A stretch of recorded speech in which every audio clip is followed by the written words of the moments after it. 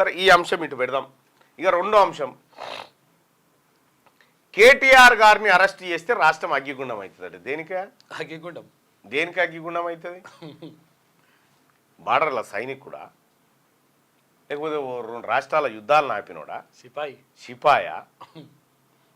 ఎవరు అంటా ఉన్నారు బీఆర్ఎస్ పార్టీ నాయకులు. అగ్గిగుండం లేదు, లొటపీస్ లేదు. మల్లన్న జాతరలో అగ్గిగుండాలు దొక్కినాడు దొక్కిపోతారు జనం. మల్లన్న జాతరలో అగ్గిగుండాలు దొక్కిపోతారు చూడు, కొమరేలి మల్లన్న జాతర కాడ ఓ గట్టే ఉంటుంది అగ్గిగుండాలు చేసిపోతారు. అక్రమాలకు పాల్పడి విదేశీ కరెన్సీని విదేశీ సంస్థలకు దొంగతనంగా కట్టబెట్టిన దాంట్లో ఆయన అరెస్ట్ చేస్తేనట, ఈ పుణ్యమూర్తిని అరెస్ట్ చేస్తేనట అగ్గిగుండం అవుతుందట. ఇప్పుడు నిన్న మొన్న బీఆర్ఎస్ పార్టీ ట్వీట్లు కథ, అల్లు అర్జున్ కథ ఏంటంటే ఇప్పుడు రేపు ఈయన ఫైల్ ఉందన్నట్టు, ఈయన ఫైల్ కొలాయించగలని ఇప్పుడు వాళ్ళ మద్దతు కూడా కట్టే ప్రయత్నంలో ఉన్నాడు. ఇప్పుడు నేను సినిమా నటులకు కూడా చెప్తా ఉన్నా, మీ మందం మీరుండరు, మాకు ఇబ్బంది లేదు. మీ మందం మీరుంటే ఎవరికే ఇబ్బంది లేదు. ఇక్కడ రాష్ట్ర ఖజానాను కొల్లగొట్టినటువంటి వ్యక్తుల పట్ల, దేశ సంపదను లూట్ చేసినటువంటి వ్యక్తుల పట్ల మీకు సానుభూతి ఉంటే మాకైతే లేదు, మీ పట్ల అప్పుడు ఉండదు. ఇక గుర్తుపెట్టుకోరు, మీ పని కూడా అవుతుంది. అల్లు అర్జున్ గట్టిగా 10 గంటలు పోలేదు జైలుకి. పోయిండో లేదు, ఇట్లా పోయిండో, వాళ్ళతో మాట్లాడి వచ్చిండో, అయిపోయింది. పరామర్శలు ఎలాడన్నా చనిపోయిన ఆ బిడ్డింటికి పోయినారా? ఈ సినిమా చచ్చిపోయింది కదా పాప, ఏసకాలు అంతా పోయినారా? ఆ రేవతి ఇంటికి పోయిరా? ఎంతమంది పోయిరు? మా సినిమాల కారణంగా మీ ప్రాణం పోయిందని చెప్పి వాళ్ళ కుటుంబం దగ్గరికి పోయిరా? మీరు మాట్లాడిరా? పోయి ఆ పిల్లగాడు సావు బతుకుల మధ్యలో ఉన్నాడు, పోయినాడా? ఏమైందా? అల్లు అర్జున్ ఎవరన్నా ఇచ్చిండా, కొరికిండా? ఎవరన్నా మ్యాన్ హ్యాండిల్ చేసిరా? ఒకవేళ రేవతి ప్లేస్ లో అల్లు అర్జున్ గారే తొక్కిసలాటలో చనిపోయింది అనుకుందాం, పరిస్థితి ఏంది? ఊకుంది రానా? మీరంతా అర్ధగంటకే రోడ్ల మీదకి వచ్చి ఖండిస్తున్నాం, ఇది దుర్మార్గం అని చెప్పేటోళ్ళు. విషయం ఏంటంటే మీ ఫ్యాన్స్ మిమ్మల్ని దొక్కి సంపుదురు, మీ ఫ్యాన్సే మిమ్మల్ని దొక్కి సంపుదురు ఆ తొక్కిసలాటలల్లా. ఈ అల్లు అర్జున్ గారు ఇంటికాడ బయట కుర్చీలు వేసిరు, ఛాయోని పిలిచిరు, వచ్చినోని ఎదుర్కొండు, కౌగలించుకుండు. దేనికోసం అయ్యా సార్? నాకు అర్థం కాలే. ఇది దేనికోసం? ఏమైంది? ఏం దేనికోసం అన్నట్టు?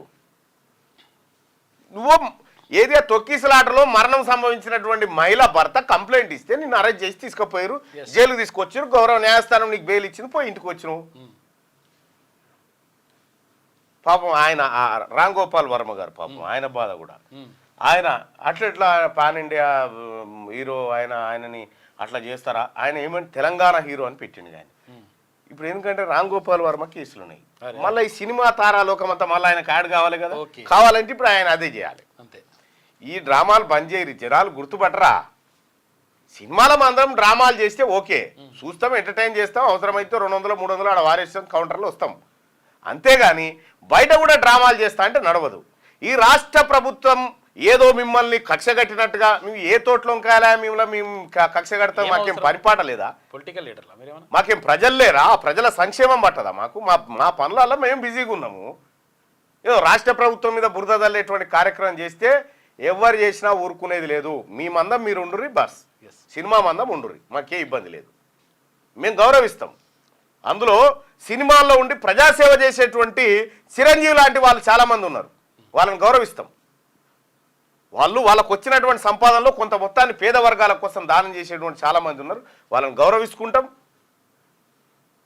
వాళ్ళతోని మర్యాదలు ఇచ్చిపుచ్చుకుంటాం, మాకే ఇబ్బంది లేదు. కానీ మీరు దీన్ని అడ్డం పెట్టుకొని కేటీ రామారావు అనేటువంటి వ్యక్తి మెప్పు కోసము మీరు ఈ డ్రామాలు గడితిరా అంటే ఈ డ్రామాలను చూస్తూ ఉపేక్షించడానికి ఎవడు సిద్ధంగా లేడు. ఈడ